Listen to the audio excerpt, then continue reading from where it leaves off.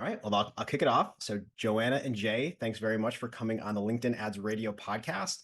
If you want to start us from the top, can you tell us a little bit about yourselves, where you're based, and your roles at LinkedIn? Sure, I'll start off. I'm Johanna on our product marketing team at LinkedIn. I'm based out of our South Bay office, so out of Mountain View. Hey guys, I'm J.O. I'm also based out of the Mountain View office. My product team is currently the ones that are in charge of measurement, insights, and data platform capabilities. Awesome. Well, good to have both of you guys on the podcast. I was doing some research beforehand and reviewing your own LinkedIn profiles, and I see that you guys have both been there for quite a few years. So I think you guys will have great perspective of seeing both the pre, during, and post-COVID stages, and then pre and post privacy changes that have happened over the last few years. So super excited to have you guys on the podcast today and dive a little bit further into those topics. So to start us off, I want to ask what recent developments or initiatives in your work are you guys most excited about, particularly in terms of how they're enabling marketers to measure the impact of their efforts more effectively? Yeah, I'm really excited about the work that we've been doing to help marketers get a little bit closer to actually measuring against revenue. So I think as marketers, we know that where we can make the biggest impact is getting as close as we can to the business metrics that actually drive the business forward. And so for us, that's as B2B marketers, it's revenue and sales. So how do we get closer to our sales counterparts and how do we get closer to the end outcomes, which is revenue? So I'm excited about the work that we've been doing there, both with reporting and also getting the right types of data signals in place to actually help make it possible for our marketers to be able to do that. Sales is the gold star. The more tracking we can get around that, the better our campaigns will perform as a whole. So that's awesome to hear. We recognize that this is like the holy trinity of measurement when it comes to any sophisticated organization. You want real-time metrics or campaign metrics that you can rely on that are good indicators for that kind of future growth. You want the ability to measure for the longitudinal studies that tell you, yeah, this is proving out to be true, whether it's MMM or some other like methodology. And then, in between those two cycles of the day-to-day or the short term versus the long term, you want validation and testing. Can I do a lift test to evaluate this is true per platform and across platform? So, the excitement that Joe is telling you about how we're trying to measure closer to revenue, we're trying to make that light up across all of them. And it might not be revenue, it might be lead or opportunity, but really it's a business metrics. It's not just the marketing metrics that we've been used to for the past, I don't know how many years. Yeah. So really exciting that we're diving more into that space. That's awesome. And that's so important to break it down that there are so many different facets of that tracking. And of course, sales is usually the North Star, but along the way to sales, because it can take so long in B2B marketing, having these other tests that you can do out there is very important for helping you along the way before you get that sales data. And as a marketer myself, I know like in our work and then working with so many different teams on their LinkedIn ads and B2B marketing that tracking and measurement is so important. So super excited that LinkedIn's prioritizing this and developing tools to help us. And in addition to your work at LinkedIn, which we're going to dive deeper into today, I know there's been some other third-party tools that have popped up recently. So just wondering if you can comment on how those work with the LinkedIn API and maybe some pros and cons of them. I'll start. So there's some third-party measurement capabilities that are a little bit closer to us. You might have heard about our beta with regards to doing a data partnership with Habu to present a clean room and advanced analytics. Giving our customers who are a little bit more sensitive to how their data is being transported or leveraged outside of their own tech stack some tools to dive in really deeply and ask those really hard measurement questions. But beyond those, we obviously have partnerships you might have heard about most recently with like Dream Data and the like that specialize in that kind of B2B analytics. It's great to have people that are, validating our methodology that is actually catering to customers across channels to tell us, yes, this is the way that our customers want to measure. It's not just with you. And it happens to line up with the way that we're evolving our platform today. Now, there's some pros and cons, as you alluded to. I think the pros is, we have these tight partnerships to learn very quickly, not just whether or not our products are working or our approaches through our API are working, but whether or not this speaks to what our customers' needs are. Does it resonate with the way that they've been doing measurement to date? Maybe not natively in the platform, but on their own. Can we make that experience a little bit more connected when it comes to measuring across all channels? And certainly that's a huge pro. I think the con of some of these is, of course, it takes time for these things to become more standard in market, like first and foremost. And then secondly, when it comes to an API, there's a limit to what we can do directly through an API because we do have a very strong members first principle. We don't share that data, especially in light of the recent changes with privacy and regulatory changes. So there are those limitations. Now, there are certain, I wouldn't say workarounds, but alternatives, like I mentioned with regards to the clean room, that allows us to have a little bit more freedom of how much data we work with at granularity while protecting our members and our businesses alike. But, those are just part and parcel to how we operate in this industry. And, certainly we want to stay away from those things that, don't have longevity when it comes to individual level data that I think we've been very reliant on for a very long period of time as a whole. I mean, I think, Jay and I have been here for quite some time. So we've kind of seen the evolution of our products over time. And I think one of the biggest evolutions we've been through is really recognizing how interdependent LinkedIn is with the rest of the ecosystem and recognizing that we don't envision that a customer is only going to spend ever all their time on LinkedIn. We recognize that, especially in B2B, their time is going to be spent elsewhere too. And that's where having third-party partnerships are really key. And so I've been really happy and impressed with the progress that we've made in building some of that out, those relationships, building some of those relationships out. Yeah. Yeah, a lot happens on LinkedIn, but then there's CRM data and like lots of other data sources out there. So I'm excited that LinkedIn's connecting to those to help us see that full picture. So as we dive further into our discussion today, I'd love to kind of set the stage for listeners and talk about the broader industry landscape of tracking and privacy. I know it's kind of changed a little bit over the last few years. So I was hoping if you guys could kind of explain a little bit about what those changes are and then how they've impacted digital marketing.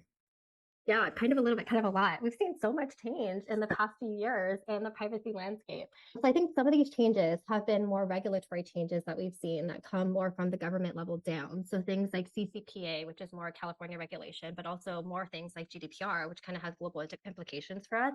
We've also seen platforms even start to make some of these changes, right? Google has changed with the deprecation of third-party cookies. Apple has changed in the way that they allow tracking via the ATT framework. So we've seen a lot more of a focus on consumers' privacy and how that's playing out within the digital ecosystem for us all. Now, it's not all doom and gloom because I think people hear this and they're like, it's the end of the world for advertising. It is not. So we're seeing a little bit of a counterbalance as well. So we're seeing platforms also introduce new products that are really exciting as a result of these changes. Things like AI-driven campaign optimization and automation, which takes less data but is able to help you be able to understand where your dollar is going to be best spent. Even things that were in vogue a couple of years ago have fallen off and now they're coming back. Things like clean rooms, a lot of a renewed focus on clean rooms itself because how do we actually get that data into a platform in a way that's going to be privacy safe? So we see a lot of changes happening in the digital ecosystem as a whole, but we also see a lot of new innovation coming up as a result of it all. I think the doom and gloom comment is interesting because I remember like very specifically back in the day when like iOS 14 was about to come out and like Apple was going to stop all tracking capabilities and like dreading that moment. And then like it came and it passed and it was like, wait, nothing, everything's still working. It was like, are my campaigns going to just like fail or stop working or like stop converting? And the world continues. So it's kind of interesting to see that progress. And then as I talked to lots of other marketers out there, I definitely noticed that, maybe like Facebook was more impacted by some of these changes, whereas LinkedIn, most of the data that we're using when we're targeting is like first party data that you guys have on platform. Whereas like Facebook did a lot of its tracking based on user actions off platform. So when that tracking got restricted, that really impacted these other platforms' ability to understand their user. But the benefit of LinkedIn is that that's all first party data. You guys have that, you didn't lose that. So seeing very little change in the LinkedIn ecosystem. So so kind of given all those changes, I'm curious what you guys see as like some of the biggest challenges that B2B marketers face today, maybe thinking about like what are the challenges that we have in B2B marketing that maybe B2C doesn't face. Yeah, so I think we all know that the changes have impacted us in some way in B2B, but I think it makes it even more complicated, honestly, for B2Bs because the journey is so long from the first touch all the way till the sale. There's so many different channels a consumer could be on, right, before they actually reach before that sale actually happens. And so there is a higher need to be able to look at the end result of the sale, to be able to look at on-target accuracy and reach of an audience, and be able to do it in a way that actually looks at the whole buying committee. But that's not easy for a B2B, especially because there's less data at times to go off of. The interesting thing is like the thing that we weren't doing, the high leverage of that third party data as a core offering before is actually becoming an amazing strength for us today.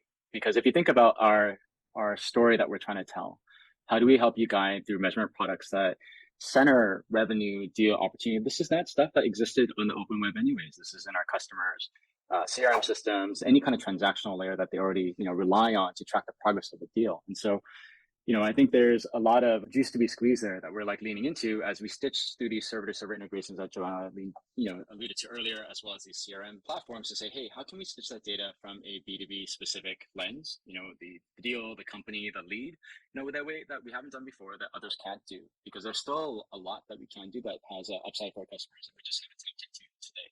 So I'd say like there's actually a silver lining. There's an upside for us. Like with the unique challenges B2B marketers are facing, there's a lot more innovation we're doing today because of the data we haven't really aggressively used and now are leaning into.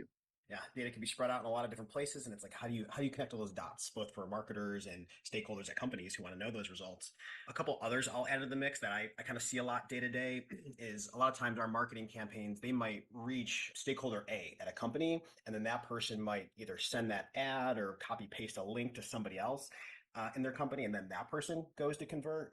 So a lot of times stuff will get passed around and then maybe somebody else converted, but that initial impression came off LinkedIn. That's very hard to track when you're sending like links between different people. So we see that happen. We see sometimes people will switch devices.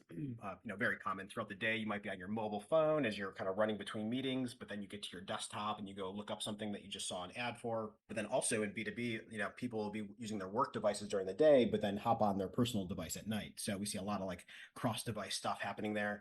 And then, the last one I'll add in is just the long sales cycles can make it tough to track things of, you know, event A happened and then sometime later event B happened. Were those two connected? So the long sales cycles can make it tough. And I know even when cookies were around, there was like an expiration limit on those cookies. So a lot of that time-based stuff can expire over time. So just some extra. I, I'm I'm so glad you mentioned these things because I think that's been the realization for us post launching some of the products, late last year, like our revenue attribution report, which we'll get into a little bit later, is the fact that when we think about B2B measurement, specifically like attribution, how do you know what's working? Who is it affecting? Our attribution window for how most of our customers operated with, it was for B2C, right? When it's for B2C, you care about that one person. You don't care about who they passed it to. You don't care about what they thought about 90 days ago. You care about what they thought about a week ago. And so by opening up how long our attribution window, who we should consider from these companies, in fact, it's actually more B2B and it's the right measurement for B2B because it's a long sales cycle. It's 8 to 12 people that partake in a buying decision. Why don't we think of it that way rather than using the methodology that only work for B2C, where it's, I saw in a way bag and I'm going to go pick up a piece of luggage, right? And so I think that's a strong learning for us. Like, how do we also reshape the way that our products default to the right norms that align with the way that the B2B marketing and sales cycle work? It's been really rewarding to see that it's been showing really strong results for our customers with the early ones. Yeah. And a lot of people often ask me like how long should my retargeting campaigns be or how long should my email sequences be? And there's that one piece of data you guys have in the revenue attribution report, average days to close, which is like so insightful. So oftentimes I've screenshotted that so many times and shared that with people and be like, hey, this is what based on the sales data we see as average days to close. Let's make sure that you're covering that time frame for all these prospects coming through. So that's been an awesome piece of data to have. And then maybe like thinking like high level, maybe strategy. How do you guys think about measurement at LinkedIn and why is it important? I'll start. I mean, Joe alluded to it already. Like, I think the need for effective marketing measurement is to understand and optimize your investments for company growth. And really, it's measurement of business investments overall. Like, we're not talking about at this point all the things that we talked about in this program to date has been about revenue, about deals, about sales. It's not about how many members did you reach, how many impressions did you serve. And so when we think about measurement at LinkedIn, it aligns with the core of the company's mission. How do we deliver on economic opportunity for the global workforce? How can we help marketers also define their success around their company's growth? With the recent shifts in the macro, especially with the pandemic, you alluded to that at the top of the hour, it's hard for marketers to defend budgets because you're competing against other marketers that are not around the same objective, or maybe the sales team who's demanding more money for new headcount. Aren't you guys doing the same thing?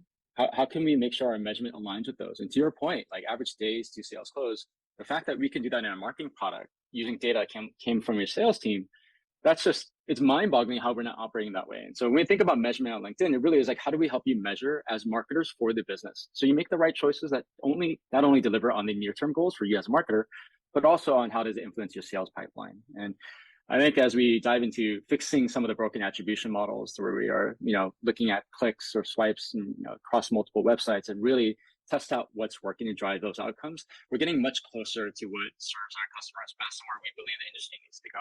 I think LinkedIn's always had a good approach to it.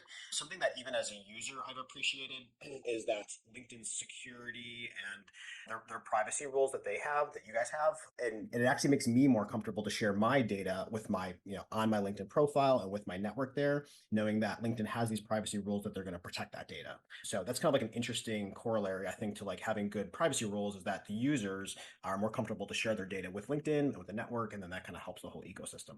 All right, so let's dive into some of the specific LinkedIn products that you guys have here. So, of course, you guys have a range of products and lots of features that enable digital marketers to track and measure their campaigns, both on and off LinkedIn, which helps us optimize our performance and return on ad spend. So, can you go into what some of these tools are and how they help marketers? Yeah, so maybe I'll start off with the foundations of good measurement. So I think a lot of times when we think about measurement, we're thinking about ROAS, we're thinking about revenue. The output of it really is the report or the metric.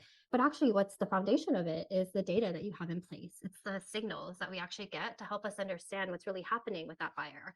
What's the underpinning of it is good foundations. And for us, that's good signals. It's making sure that we actually are able to understand what's happening with each buyer. So there's two products that I'll touch on really quickly. The first is the conversions API. I think a lot of us are familiar with the conversions API or CAPI, but the reason why it's coming up so much these days is because of the upcoming deprecation of third-party cookies. Conversions API is a way to actually send a lot of the conversions that are happening or signals that are happening on the buyer directly from a server to LinkedIn in a very privacy safe way and in a way that's not reliant on cookies. So it's a nice way to establish that foundation.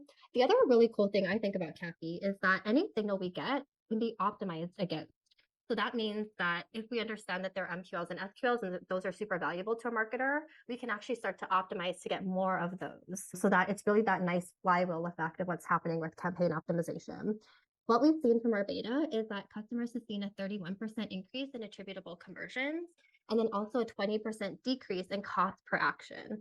Again, because we're getting this rich data that goes far beyond what you may get just from an insight tag or an event that happens on site alone. So CAPI is super powerful and something that is now available for our advertisers. The second that I'll talk about is a product called Website Actions. So in February of 2022, LinkedIn actually acquired this company called Aribi. They actually specialize in marketing analytics. And now over time, we've been able to bring the Aribi technology into the LinkedIn platform, and it now powers a product called Website Actions. What this does is for B2Bs, we often know that some of those signals that have leading indicators before a sale happens are those that happen on site. It could be somebody downloading a white paper. It could be somebody signing up for a free trial or a demo. Website Actions captures all of that automatically for any customer that has the insight tag already on their site, which is the majority of our customers. That then gives them a way to be able to retarget, or they can actually measure who's actually taken those actions via conversions. So CAPI and Website Actions are a really good combo together. Website Actions captures on-site activity automatically. CAPI helps a lot with redundancy to make sure that we're capturing all the signals, but also helps with that deeper optimization. And as a marketer, I'll say we're so grateful for Website Actions because previously, whenever I saw a form on a website that didn't redirect to a thank you page, I was like, oh boy, this is going to be a lot of work to do conversion tracking on this. I'm going to have to involve a developer. They're going to have to say, on this button click, then do this event code. So we are very happy to have Website Actions. That's awesome to hear. I'll mention a couple of other measurement products that we were really excited about and how they kind of work together. But before I do, around the theme of how do we make our measurement products more actionable and how it connects to optimization, but just other ways to improve your campaign data. Another consideration that they're out there is we've seen strong results from customers using the data from our CAPI integration to even launch modeled audiences through our predictive audiences program. And so doing more with the data we have, not just to report, but to optimize and then fully scale and activate a new audience segment. It's really amazing that we want to make sure we close these flywheels. So you can see optimization wins on wins the more and more you connect our products together. So in that vein, though, I draw your attention to revenue attribution report. Great to see that you're seeing insights off of that. For the B2B marketer who has previously had some experience with ABM products, they shouldn't be unfamiliar with something like the company engagement report.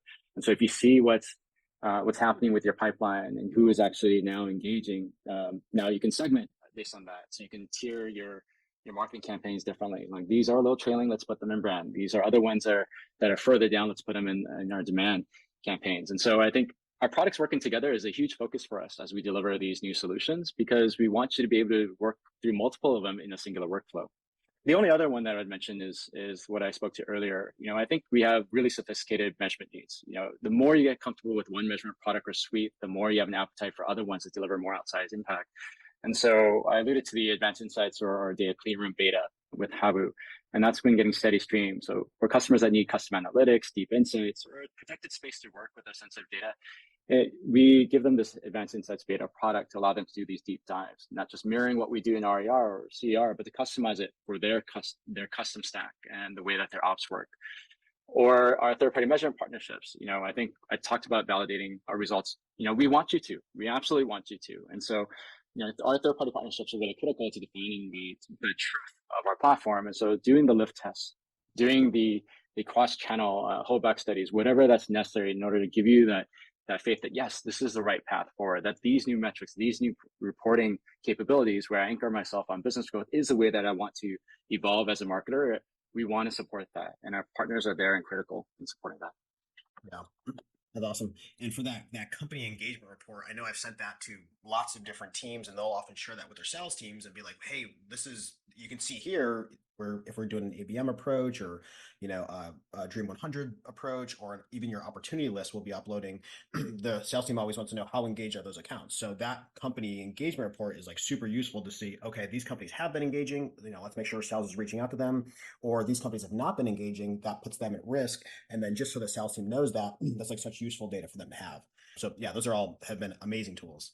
And then, so you guys have an awesome tool set here. Are there any specific examples of either customer examples using these, or maybe success stories that you want to highlight, maybe to give listeners a couple ideas of how they might use these? I'm looking at Jo. She's probably going through a repo of all the customer case studies we have. So You actually are right. I was actually doing that. You were like right on. I was doing that. I know you guys. I always see like new ones getting posted, and I'm always like, oh, I'm gonna come back and read all these, but I've skimmed through lots of them. Yeah, so I think one example of a customer that I'll call out is we work with customers from all different backgrounds and verticals, but one in particular I'll mention is a SaaS company that we've worked with. They were actually looking to grow their business, which is something we hear very often, which is why you advertise in the first place. But what they actually did is they used LinkedIn's native targeting to be able to target and tailor their campaign across the buying journey. But then they were able to use the revenue attribution report to look at how those campaigns actually translated down to sales and to outcomes. I love your call out and be able to use that as well to understand like time to close. I think that's a really important metric to be looking at too. But with this particular customer, they were able to easily sync their CRM data via Salesforce, and then that helped them inform and justify back to the business the full funnel strategy that they were using on LinkedIn. One of the interesting things I think here is we're often hearing from advertisers, especially brand advertisers, that they're increasingly being asked to be able to show what brand dollars do to actually drive lower funnel outcomes. So this particular customer was able to use the revenue attribution report to be able to make that connection. Yeah. And I love how the RAR can associate, they have the different options for impressions, attributing impressions to impact. And so many, I remember I was just talking to somebody last week, and the average click-through rate is like 0.4. So that means 99.6 of impressions are not clicked on. So if you're just tracking based off click data, you're missing out on 99.6% of impressions that are happening. I remember we had a conversation last week with the client, and they were just like, wow, that's like all of them. It's true. I think it's natural you might discount them when it comes to other places where you spend your money. We'll leave it at that, where it's hard to be sure about the accuracy that you're reaching people that work at this company, or that they are part of this buying group or buying committee. I think we take for granted, as folks that work on products on LinkedIn, when you intend to reach people that are senior managers in marketing in the state of Georgia, Texas, Tennessee, that's who you're reaching exactly. But if you're buying, ad impressions elsewhere, a lot of the justification comes down to scale and less the scrutiny on target. And so, when you factor those kinds of things in to look at, impressions, do they matter? Yes, they do matter, but it depends on who you serve them to. I'll be honest, I love my mother, but if she got impressions for an ad related to something that I'm responsible for buying, I don't think it's going to make a difference. She won't tell me which CRM system to buy. So, at the end of the day, it's, who you're connecting with that factors in deeply into what impressions matter, to your point, that engages the people before they go to a sale. Absolutely. And then any maybe tactical tips or tricks that you give to listeners who might be thinking about implementing these tools? I'm going to steal from Jo. So she's going to be put on the spot for something harder. I think, building a really strong data foundation is the first place. I'm not lucky enough to own one of those homes on Dana Point or, wherever it is off the coast. But first and foremost, it is that. It doesn't mean getting any and all data that's available out there and buying through third party or the like, but you have really strong data assets that create outsized results using some of the solutions that are AI powered, like campaign optimization or activation, or even just measurement solutions. So first and foremost, make sure your data is in a place to work for you. The second one is the holy trinity I alluded to before. If the metrics you measure on day to day around your key results and ROI isn't indicating or directionally aligned with what you're doing from a longitudinal study, a measurement study, a cross-channel holdback, something's off. Take a look at that. Why aren't these channels contributing the way that you expected them to? And then the third one is, of course, like validation. lift testing, third-party measurement partnerships. At some point when your measurement stack is matured to a state where this is core and critical to guiding your business, deeply leverage them. And it's worth doing on a regular basis, because with less data, it doesn't mean that we can't do any of these things. It just means that the rigor for how we measure across will be just much more important and much higher than it was before. The big one I think I would just mention is in measurement. Sometimes it can honestly be really confusing. Like, what do I use to measure the right thing that I'm trying to get at, right? And I think it's the first part is just understanding, like, what are you trying to measure? And then figuring out the right tool in your toolbox to be able to do that. Because even in our portfolio, we have 10 products at least that could help you measure. So it's about figuring out where you are and what you're trying to measure and the outcomes you're trying to get at. And then figuring out also where you want to go, because we know that measurement is a journey. So really plotting out what the strategy is for you to measure over time to where you want to be with your business. Our team recently created this index that we think can help advertisers as well. So if you have a LinkedIn rep, you can definitely talk with them and they can help you. And can you tell me a little more about that index? What's that index? So it's called the Measurement Maturity Index, and it's created by our customer science organization. And what it does is marketers answer some questions, and then as an output of their answers, they get a diagnostic that shows them where they are on a score from 0 to 100 in their measurement maturity journey. And then it also gives them prescriptive recommendations about what products or what solutions they may want to look at that's going to be right for their business. Gotcha. That does sound super interesting. And I imagine even just going through answering those questions, you're probably going to be like, oh, we're not tracking that, or we are tracking that. We're not tracking that other one, but we probably should be tracking that other one. So that sounds like a good questionnaire to go through. And then something else, Jay, you reminded me, is that I feel like most people aren't even aware of the brand lift studies that LinkedIn offers. And I know I've run these for lots of clients, but most people aren't even aware that they're there. And you need a certain amount of data to run these brand lift tests. But if you're spending over I think it's like 30K a month in LinkedIn ads, then these are kind of free, or like it's included. There's no extra cost for running those brand lift studies. And if you have that much data going through your account, you can then run one of those brand lift studies. Is that right? Largely, yes, that's right. And so I think, brand lift studies are very sensitive measurement tools to get, strong indicators for what's working and what's not. And I think we've invested a lot in terms of advancing our survey capabilities around that as well. And so if you're a brand marketer, highly recommend, evaluating that as an option to understand what's working, what isn't. All right. And maybe I'll kind of summarize this section. And I think you guys both mentioned, it kind of starts with the strategy of going into measurement, knowing what do I want to measure? What is going to be my most important KPIs?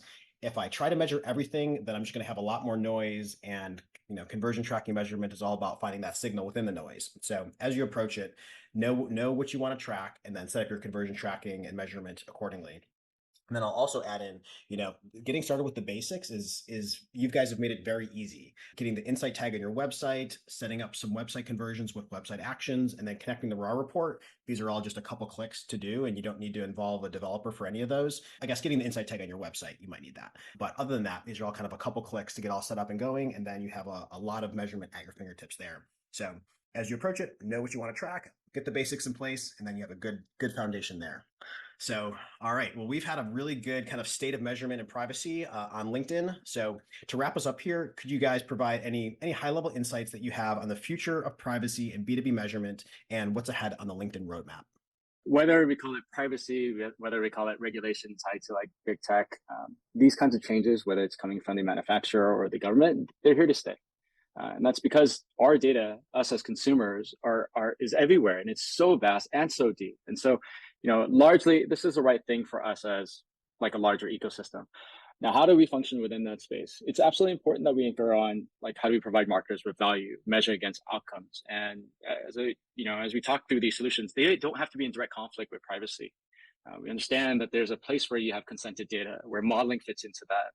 This data that takes a longer time scale to know that even the short form measurement that we do that is missing pieces is correct if you're modeling correctly against that long-term data scale. And so I think when we think about our roadmap, it's very cognizant of the changes that are afoot and that there will be further changes on the horizon. And so the foundations approach that I mentioned before, the interplay of all our products working together to make a simpler experience for you as a marketer who wants to do business, who wants to see that insight of ROI, we are focusing on how we invest deeply in that space. And so you don't need to go and hopefully hire this massive consulting agency with a superpowered data tech stack to make things work. We want to make it easy for you to get clarity on what's working, what's not, and find validity in that approach by working with our partners or ecosystem players to give you that independent insight on the things that we bring to you at such 1 or 2 clicks access. Awesome. So basically, there will always be privacy changes happening. LinkedIn's here to help you along the journey. That's right. Joanna, any others to add in there? The only thing I would add is embrace new ways of doing things. So we see AI and like bringing so many new innovations to our space. And so this is an incredible opportunity to try things out, especially if you have rich first party data. If you don't, invest there too. But once you have rich first party data, it opens up so many options for you. Awesome. Well, thank you guys both for coming on the podcast today. We'll be sharing links to all this information on all these products in the show notes. And again, as a marketer, thank you for your hard work and what you do over there, helping us with tracking and measurement.